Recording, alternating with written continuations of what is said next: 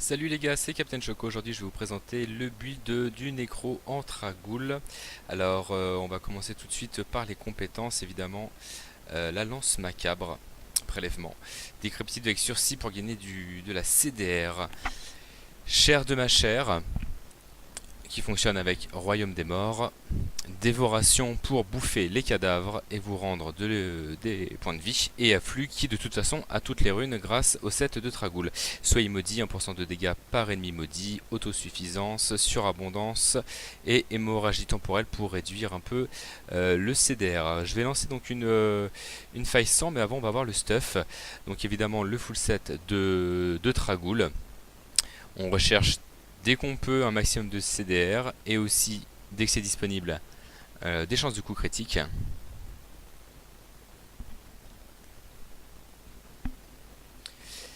Le stuff est pas forcément compliqué à trouver. En anneau, on a le conclave des éléments, la promesse du voyageur et la rose des vents. Brassard de Némésis, évidemment, avec les pylônes, c'est très important. La ligature de Dainty pour de la survie. Le phylactère, peu importe lequel, tant qu'il a tout ce qu'il faut. Et Croc-corrodé de Tragoul, évidemment.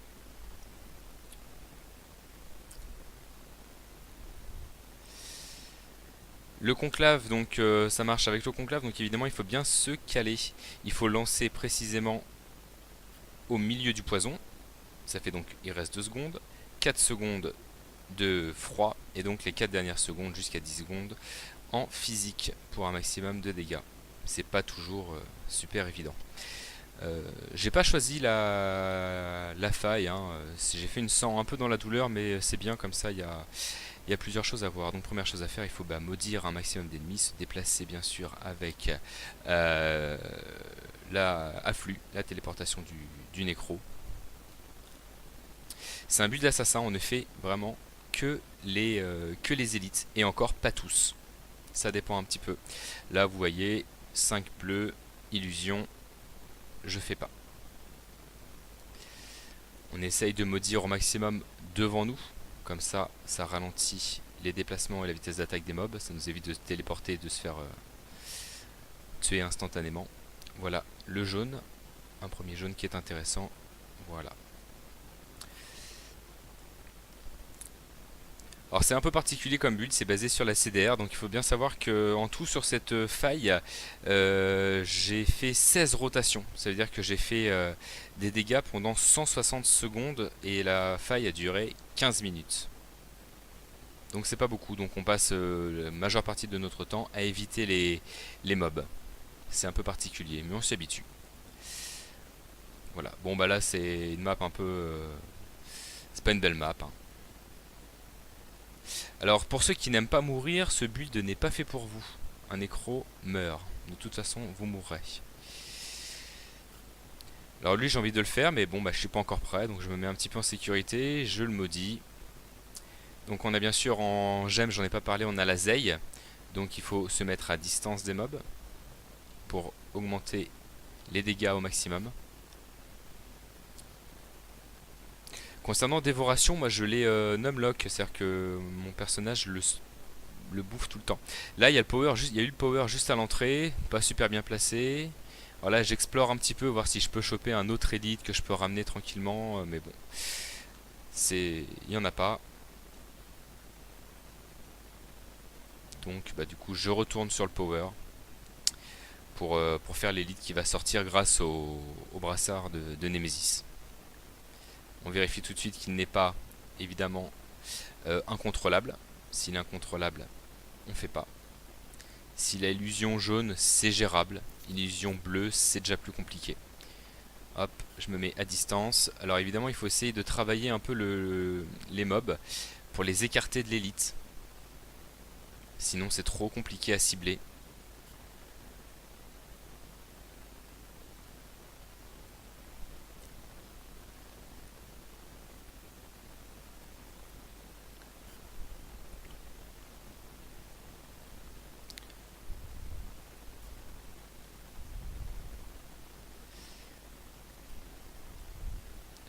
Voilà, ça c'est les périodes un peu compliquées, on a l'élite, on sait qu'on va le faire, mais bah voilà, on a du temps un petit peu à gérer, donc on explore un petit peu. Dans les grands donjons, on essaye de trouver un peu la route pour après. Alors là, je vois qu'il y a deux groupes de bleus, plus le jaune, alors clairement une rotation ça va pas suffire.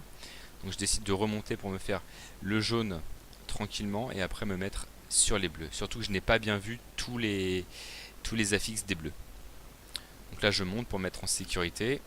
Voilà. Alors il me lance la glace, du coup ça me ralentit un petit peu, ça me gêne, je me mets bien loin de lui. Voilà.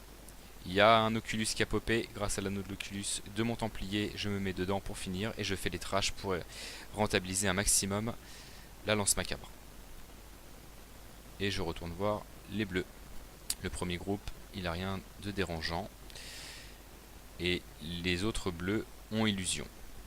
Donc là, j'hésite un peu à savoir ce que je fais. Alors là, ça fait 8 mobs bleus à tuer en tout. C'est en une rotation, c'est très difficilement gérable. Surtout en faille 100.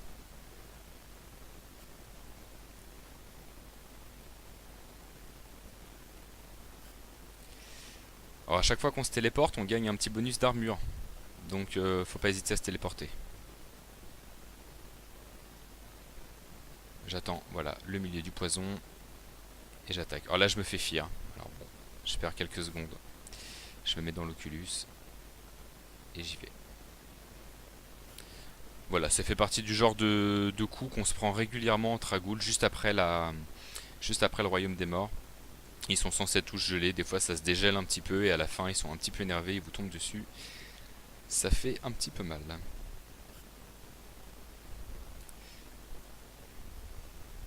Alors pendant ce temps-là, je maudis un maximum de mobs, ça augmente mes dégâts de 1% par mob maudit et ça les ralentit en vitesse de déplacement et en vitesse d'attaque. C'est assez intéressant. Bon, là il en reste plus que deux. Hop, voilà. Se mettre dans un Oculus, c'est bien, mais des fois on peut perdre des élites car ils sortent de l'écran. Alors faut choisir. Certains aussi, avant chaque élite, tapent un blanc pour faire un Oculus à côté. Mais le problème, c'est que souvent les blancs, ils sont à côté des élites et du coup on fait un Oculus juste collé à l'élite et du coup on perd un peu le bénéfice de la zeille. Donc bon, il y a plusieurs façons de faire. La malédiction dure 30 secondes.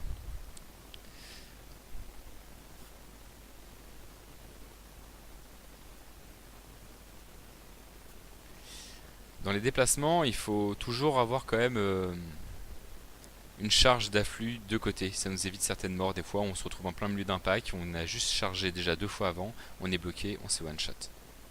Les bleus là, je les ai laissés parce qu'ils avaient illusion. Alors évidemment, il faut s'exercer un peu à lire très rapidement les affixes des mobs.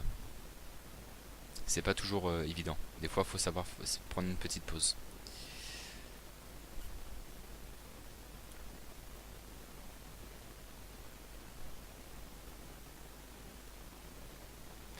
Protection, c'est pas dérangeant. On peut attendre un peu. La protection finit toujours par partir. Et on le fait tranquillement. On fait extrêmement attention aux explosions à terre. C'est one shot garanti.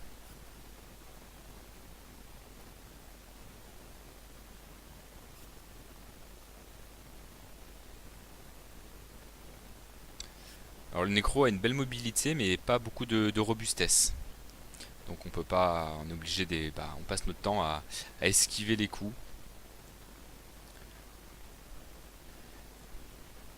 Alors la map est primordiale sur la bonne réussite d'une faille ou pas.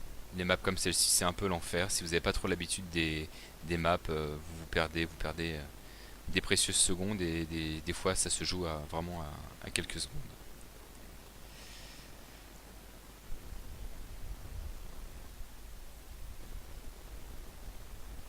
Certains trouvent que c'est du temps perdu de rentabiliser comme ça au maximum la lance macabre. C'est très frustrant de finir le dernier pack de la progression et être à 99%. On se dit que des fois 10 mobs blancs sur toute la faille et c'était fait. Donc bon, moi personnellement je tue tout le temps quelques blancs pour finir la lance macabre. Bon, groupe de 5 bleus là, clairement pas évident. Je fais pas. Bon, encore une belle map, pas très favorable, hein.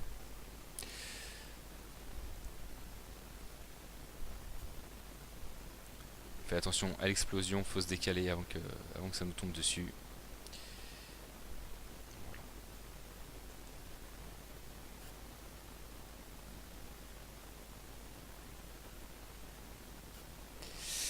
Canalisation, un des meilleurs pylônes pour le nécro, évidemment.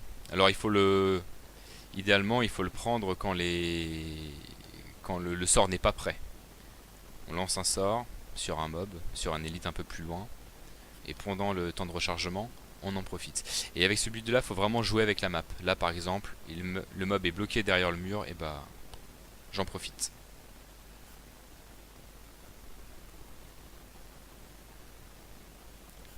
Là j'ai pas tué les blancs comme vous avez pu voir, car j'ai profité de TP pour récupérer les globes violets, et comme ça les a gelés, comme ça j'étais pas en danger.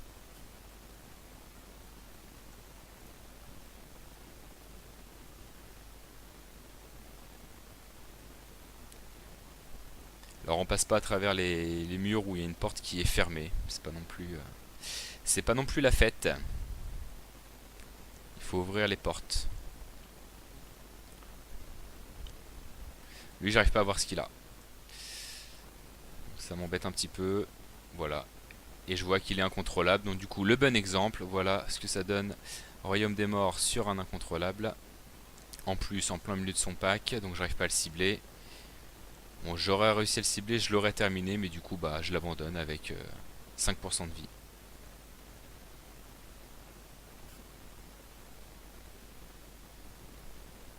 C'est bien, vous allez voir du bien et du moins bien comme ça. L'exemple et le contre-exemple. Encore une fois, une map vraiment pas très favorable.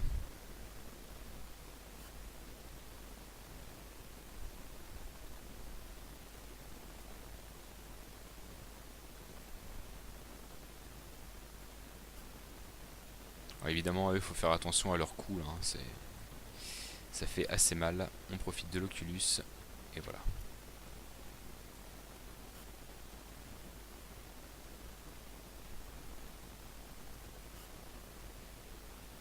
Là, niveau timer, je suis pas à l'aise, hein.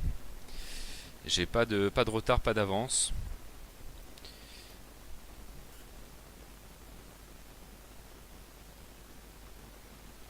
Alors voilà, typiquement le genre de move qu'il faut pas faire.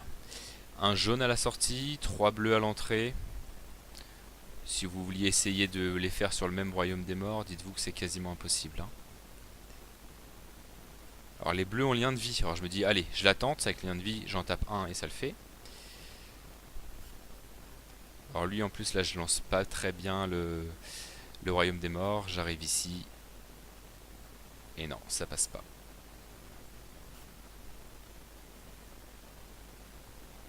Alors là sur la dernière map c'est un festival, hein, vous allez voir. Là voilà, je me retrouve bloqué parce que j'ai pas d'afflux, j'ai pas de téléportation prête. Je me téléporte et puis là j'ai pas maudit, donc ils me sont tombés dessus à pleine vitesse.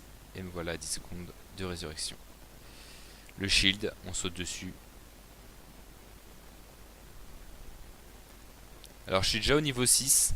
Je me dis qu'il y aura peut-être pas de niveau 7, donc j'ai plutôt intérêt de revenir sur mes bleus.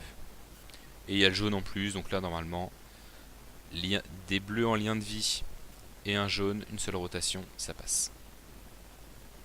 Hop, on passe en glace.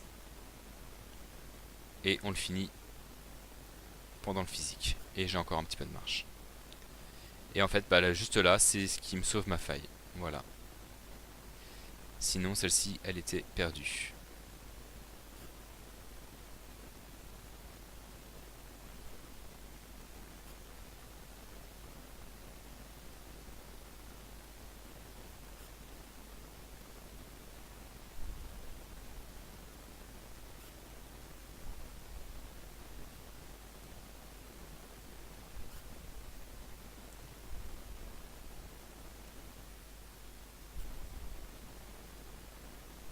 Alors vu le timer, j'ai pas trop le temps d'explorer la petite zone au-dessus, hein.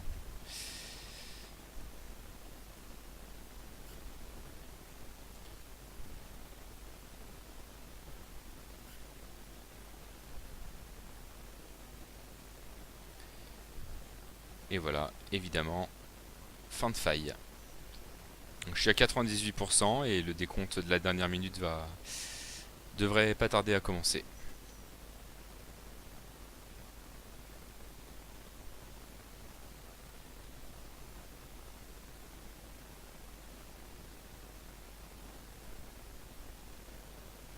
Alors je travaille un peu mon groupe pour essayer de dépaquer, le garder tout le temps un petit peu à l'écart, facilement atteignable. Alors il est incontrôlable, mais ça va le passer.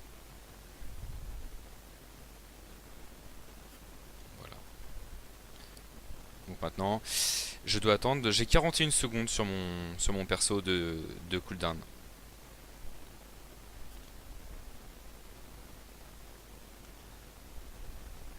Donc ça va se jouer à la seconde, comme souvent. Comme souvent sur des failles un petit peu de haut niveau. Là, les maps étaient vraiment pas très favorables. Alors là, ce qu'on fait, on prend pas de risque, hein. On reste pas à côté de lui. Quand on voit qu'il commence à charger, on se téléporte. Certains retournent même dans la map d'en dessous, quand ils sont près de l'entrée. Tout est bon pour survivre, hein. Puisque là, clairement, si je meurs, celle-ci, elle est foutue. Et voilà. Hop, on passe en physique. Et c'est GG. Je ferai une vidéo prochainement pour vous présenter le Necro Tragoul en GR 4 joueurs. Il y a des petites modifications à prévoir. C'est pas exactement le même stuff. Et après, bien sûr, il faut trouver l'équilibre entre les points de parangon qu'on peut mettre en vita, il faut de la vita, et les pierres qu'on met, si on met de l'intelligence ou de la robustesse. Certains mettent même de l'esquive. Perso, j'ai pas essayé. Merci d'avoir regardé et à très vite. Salut.